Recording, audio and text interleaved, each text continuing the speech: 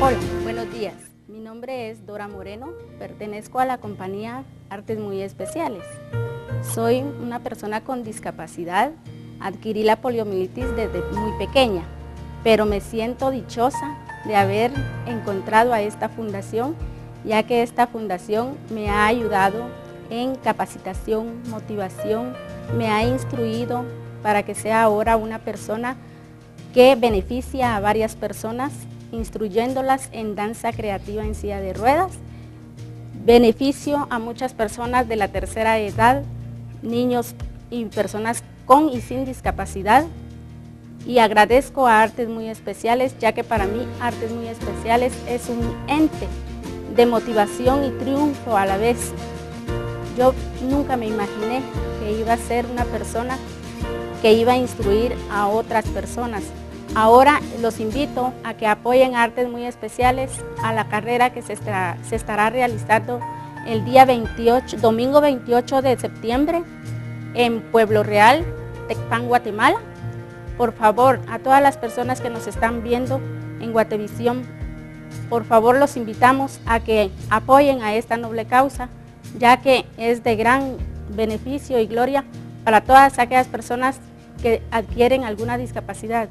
Busquen a Artes Muy Especiales y si quieren más información pueden encontrarla en www.artesmuyespeciales.org. Desde muy pequeño pensé que mi vida no es igual a la de otros. No creí que pudiera ser.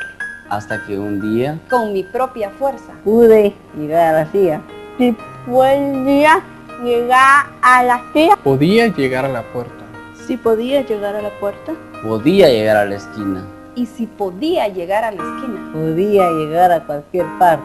Creo en ti. Porque, así como tú, ellos también tienen sueños. Fundación Artes Muy Especiales. Para mayor información, 2334-5161 o 5515-5511. Acompáñanos a hacer de sus sueños una realidad.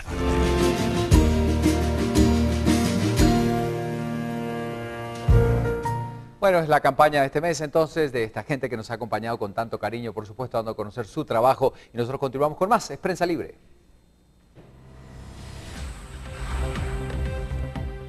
Bueno, dos titulares relevantes esta mañana. Canillas esperan a la nueva Corte Suprema de Justicia y deslaves en Huehuetenango. Son dos de las noticias que esta mañana nos presenta Prensa Libre. Mientras tanto, en el interior encontramos más información. Vamos a dar la vuelta de página para presentarles estas noticias del ámbito político.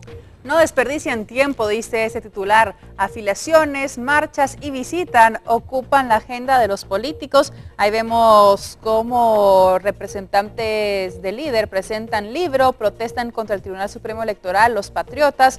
Todos encuentro con bases y la UNE supervisa las afiliaciones. Mientras tanto, en otras noticias también importantes que aparecen esta mañana en esta edición de Prensa Libre para este lunes, ahí tenemos esta noticia: Eje Norte tendrá 14 estaciones. Efectivamente, de eso se trata la información. Se habla por las claras de este nuevo recorrido de obras del nuevo ramal del Transmetro. Trabajo complica circulación vehicular, por lo que sugieren algunas rutas alternas. Una noticia más que ponemos en pantalla, ahí la tenemos ya. Ella quería matarlo y él la considera inocente. Un extraño triángulo en el cual uno de los hombres iba a morir. Mujer es condenada por planear la muerte de su pareja, pero él le sigue insistiendo que la quiere libre, pues hubiera preferido estar muerto que estar sin ella.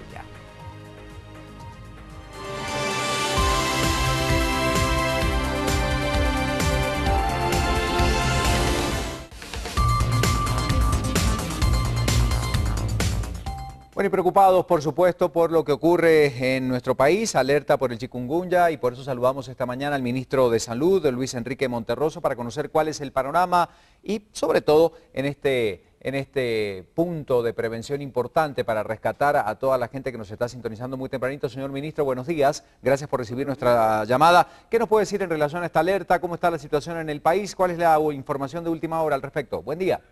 Muy buenos días. Hemos instalado un cordón precisamente en las fronteras. En 5 puntos tenemos 15 personas que están alertas en este momento en el Florido, en Valle Nuevo, en Pedro de Alvarado, en San Cristóbal y Anguitá. Ahí tenemos instalado un equipo de trabajo, incluso En la frontera de Pedro de Alvarado, que es la que tiene más presencia de tránsito, tenemos una clínica móvil con una enfermera y un médico en horario habitual, en horario normal, digamos. En este caso, cualquier caso que fuera sospechoso, se hace el registro a través de un protocolo internacional que permite que no se les deje ingresar con cuadros con características febriles. Igualmente se han incorporado ya 4 preguntas particulares en las boletas de migración que responden a un protocolo internacional para ir frenando que ingresen personas que estén contagiadas. ¿Qué recomendaciones? Como siempre hemos estado acá tratando de llevar a nuestra audiencia algunos puntos importantes, pero sobre todo en esta situación de lluvias, donde indudablemente la acumulación de agua es algo que se da naturalmente en muchos lugares. ¿Qué recomendaciones, señor ministro, le damos a la gente, por supuesto, para tratar de evitar cualquier tipo de propagación de este mal? En principio que por lo que más quieran, cepillen sus pilas por lo menos una vez a cada 8 días, porque al pasar 8 días esto deja el margen de que los huevos puedan generar nuevos mosquitos. Cepillar todo lugar donde guardan agua, por ejemplo toneles o pilas, y precisamente quitar toda la chatarra que se tenga, todo lo que pueda acumular agua, que se repose. La característica de este zancudo es que puede vivir en agua limpia, no necesariamente tiene que ser agua sucia, y hemos detectado larvas y criaderos en una tapita. Imaginen ustedes de qué dimensión es la capacidad de crear más huevecillos. Una hembra puede poner de 50 a 200 huevos diarios y en consecuencia el mayor apoyo y soporte que nos puede dar la población es evitando que se repose el agua por más de 8 días. De esa manera ayudan enormemente, dado que el chikungunya tiene una característica. Ingresa a un país y la tendencia de incremento es muy intensa. Tenemos el caso del Salvador, por ejemplo, en donde el 22 de mayo habían 1.200 casos y ya para la última medición que se hizo tienen 30.000 casos. Es decir, su disparo, su tendencia habitual es un disparo enorme y luego empieza a descender. Pero en Guatemala ya se puede decir que está en muchas áreas focalizadas y tenemos ya una estrategia preparada, pero ya llegó a Guatemala. Por último, ministro, de que usted asume, tomando en cuenta, por supuesto, estos últimos días, aprovechemos para que nos cuente cómo está la situación, cómo ha encontrado el ministerio. Ya, bueno, han pasado unos días desde que usted llega a esta cartera. ¿Cómo va marchando todo en su área? Estamos poniéndole el empeño partiendo del elemento humano del ministerio. Estamos haciendo visitas sorpresa precisamente a los hospitales para que haya un cambio actitudinal y sepamos que el cliente debe ser bien atendido y todo usuario del servicio de salud es alguien que merece toda nuestra atención. Estamos analizando a profundidad los insumos y el abastecimiento en centros hospitalarios, pero también en puestos de salud. Estamos evaluando la mejora y acondicionamiento de fortalecer la presencia en los niveles de atención primaria y también en el tercer nivel, y por supuesto que hay muchísimos retos, pero la intención es trabajar y demostrar a los guatemaltecos que el sistema de salud puede dar buenos resultados y puede haber una conexión directa entre el gobierno, el ministerio y la población que pues, requiere el servicio. Bueno, muchísimas gracias, señor ministro Luis Enrique Monterroso, encargado del área de salud, por supuesto, hablándonos sobre este tema y sobre cómo va su trabajo en la cartera. Nosotros continuamos con algunas otras noticias. Anicha, recorriendo el país con la información. Así es, y es que les comentamos que el próximo miércoles 1 de octubre vence el plazo de 5 días hábiles para que los aspirantes a Contralor General de Cuentas presenten sus expedientes. Los interesados pueden presentarse a la Universidad Da Vinci en un horario de 9 de la mañana a 16 horas. Los comisionados tienen previsto presentar al Congreso la nómina de candidatos el próximo 4 de noviembre, ya que la actual Contralora Nora Segura deja este cargo el 13 de octubre. La comisión postuladora aprobó la ponderación que se le dará a la tabla de gradaciones con la que evaluarán a los aspirantes a este cargo. Los aspectos profesionales sumarán 65 puntos, los académicos 30, la proyección humana 5 puntos. No obstante, aún no han definido las subcategorías a analizar. Y siguiendo con la información, independencia y eficacia son dos de los principales retos para la nueva Corte Suprema de Justicia y sus magistrados recién electos, explicaba un integrante del Instituto de Estudios Comparados de Ciencias Penales de Guatemala, Gerson Sotomayor, afirmando que la planificación y ejecución de la administración debe ser clara en materia penal. Escuchemos lo que decía. Es profundizar en el tema administrativo. Por mucho tiempo se ha planteado, desde los acuerdos de paz se planteó el tema de la separación de la actividad administrativa de la actividad jurisdiccional del organismo judicial, cosa que actualmente ostenta el presidente del organismo judicial. Y el otro tema concretamente es, por supuesto, abonar más todavía al modelo de oralidad y gestión penal, en el sentido de que se necesita fortalecer, por supuesto, todo el proceso administrativo como tal para darle viabilidad a la justicia. En materia política, un informe muestra cómo los últimos 3 gobiernos han invertido en la inclusión social por medio de políticas sociales. Del 2008 al 2012, el Estado destinó un promedio del 5.1% del Producto Interno Bruto al gasto social. Un estudio comparativo en materia de políticas sociales aborda la inclusión social en medio de un escenario de alta pobreza, desigualdad, poco desarrollo y toca estas problemáticas en los últimos 9 años de los gobiernos de turno. Entre las debilidades están los recursos que se invierten. Del 2008 al 2012, el Estado invirtió un promedio de 5.1% del Producto Interno Bruto al gasto social y de esos recursos una media del 0.26% van a los programas sociales. Aunque no es una característica de los 3 gobiernos identificados, pero sí una característica estructural del país, la debilidad fiscal que tiene, es decir, los pocos recursos que se asignan, por ejemplo, a políticas sociales, y esta situación es más crítica aún para las políticas de inclusión social. En el gobierno de Berchel la política social no fue una prioridad. De 2008 a 2011, el expresidente Álvaro Colón abrió la apertura y extensión territorial, incluyendo los programas sociales, pero las aspiraciones políticas electorales de la primera dama desvirtuaron el sentido de la cohesión social. Ese impulso